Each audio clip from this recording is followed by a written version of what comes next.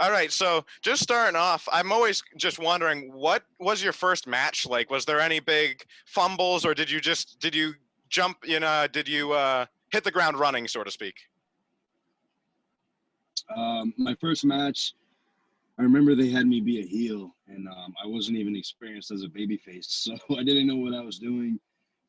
But no, I watched my first match back like a year or two ago, and it wasn't as bad as I thought. But yeah, I mean, there was no real fumbles. I remember the kid that I worked, his name's Mikey Webb, took care of me and ended up going smooth. But yeah, my first match uh, definitely was one that I try to forget. Like a lot of guys, with their first matches. Yeah, and you are very prevalent in chaotic wrestling, and they're known. Kofi Kingston was there, Sasha Banks was there. In the very beginning, when you were there, did you feel almost a pressure to hit that benchmark that they set? And if so, do you feel like that helped you get better quicker? Yeah, not necessarily a pressure to hit a benchmark, but I definitely felt like there was a pressure because of the name of Chaotic itself.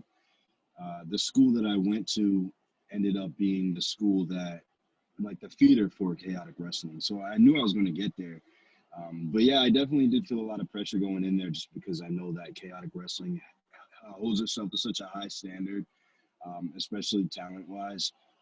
So, like, I don't even think that my first year I was really ready to be there. I had actually went out and I had worked a bunch of different independents, lower level independents before Chaotic even actually gave me an opportunity as my own guy. And I saw on Match.net or something that you are kind of local to the area. So what was it like to almost be in such a high promotion and be almost a hometown talent? High promotion like Chaotic. Yeah, but I feel like for crowd size, they are decent compared to some other promotions around here. Yeah, no, I definitely felt lucky because, like I said, like that was based off the school that I go to. That was like the feeder program. So like you go to that school, you train at that school, you eventually get to Chaotic, and I know a lot at that time at least. A lot of people wanted to be in Chaotic Wrestling, and there was a lot of. If you look back at the talent that was there, I mean, like Tommaso was there, Warbird Hansen was there, Matt Taven was there, Vinny Marsalia was there. Dijak was there. Uh, so many guys who have made it and gone on to bigger stages in WWE and Ring of Honor were there. So, yeah, that was actually, I did feel pretty lucky to be there. And you yourself had a match with Ring of Honor, right? How did that come to be? They were running in Lowell, and being a local guy or, being a New England guy, they had reached out to me about doing a match on the show against another guy from the area, Jimmy Preston. And yeah, after that, I actually had a couple dates with them, and then COVID kind of ruined it for me. But yeah, it was a big opportunity for me, and that opened up a lot of doors and a lot of eyes on me. And you do a decent amount of moves off, the second rope, the top rope. Was there ever like a speed bump in your head to not do the moves? Because I know myself, I'm fearful of heights. Or did you never have a problem with going off top rope and stuff moves like that? Yeah, that's a good question. Yes and no, but the only thing is that you try not to think about it.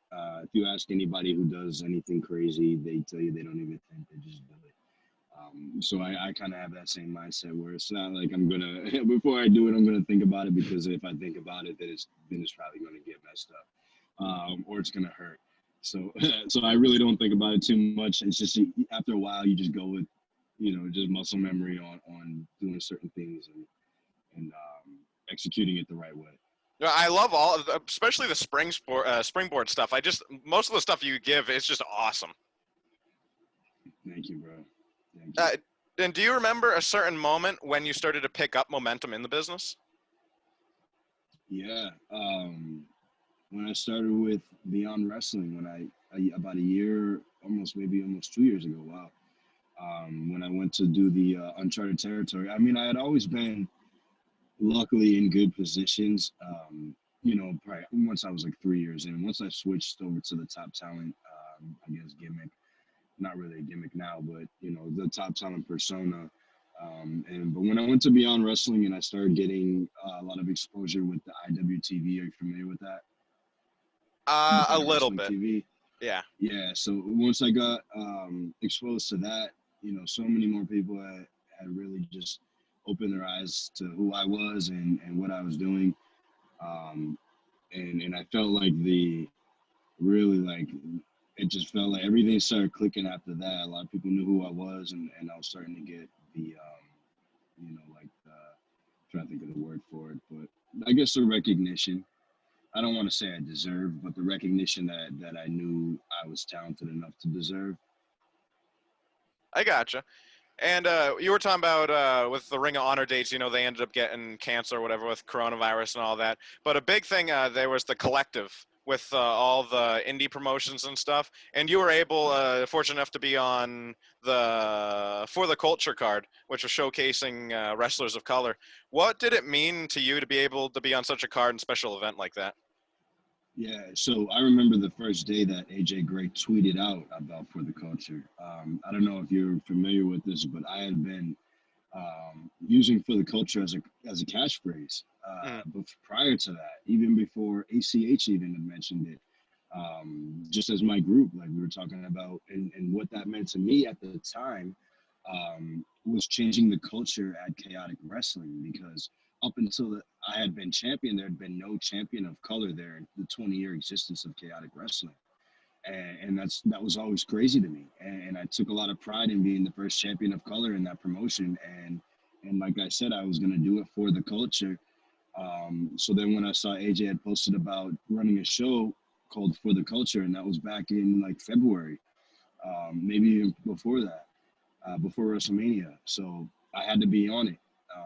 And luckily, like, I had enough buzz and enough hype to get a spot on that show. Because if you look at that show, it was just like a who's who of a black independent talent and multicultural independent talent. Um, Everyone was on that show, so that meant a whole lot to me. Actually, it really did, and that's going to be that show's going to go down in history. I know it will. And was it ever in limbo that it wasn't going to happen, or did you guys always plan that it was going to happen? It was just postponed. I believe everything was just postponed.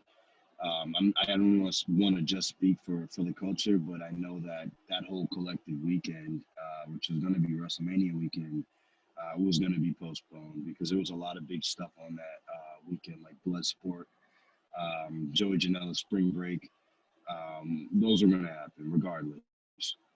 Right. And if someone hasn't seen you before, do you have a certain match or a couple matches you tell them to look at to learn your style? Yeah, all of my recent stuff with Limitless and Beyond, I guess I can just name a couple matches. I'm always proud of my matches with Myron Reed. He's an MLW middleweight champion right now. Proud of my matches with Richard Holiday, who's also in MLW. And then I had a great match with John Silver, who's in AEW. And all of those are on YouTube with Beyond Wrestling, Northeast Wrestling, and Limitless Wrestling. And for the last question, I don't want to take too much of your time. What is one short-term goal you have and one long-term? Okay, yeah. Short-term goal that I have. If you don't have it, you just skip to long-term. No, I trust me. I do have short-term goals, but like my shorter-term goal has been my long-term goal. So it's like now I'm like thinking about it like, oh, well, now what's my long-term goal? My short-term goal, I guess, would be to be signed to a major wrestling company. And I feel like that's everybody's long-term, short-term goal. It's been my long-term goal for the longest time. And now that it's getting closer, it's become a short-term goal, which I will, I will achieve it. And then my long-term goal would have to be, I don't want to give away my long-term goal only because it gives away too much of what my plans are as far as where I want to go. Okay. But we'll check back and we'll do another short-term goal. For sure. All right. So thank you so much for doing this. I really appreciate it. Where can people find you? No doubt. You can find me on Twitter at Kill4Nova. I need to change that, but as of right now, it is Kill, the number 4, Nova. You can find me on Instagram at Real Top Talent. And then I also have a merchandise website where you guys can go check out and get some Christian Casanova merch. The website is www.toptalentbrand.com. I have a couple T-shirts, Top Talent Season T-shirts. I have some Icon Living long sleeves, and I also have some hoodies on there. And I'm getting ready to drop some more new stuff on there. So if you guys are watching this, definitely go on the website and check it out. I didn't even know about that. I'm definitely going to check it out, man. Please do, yeah. All right, have a nice weekend. Thank you. My guy, thank you, bro. I got you.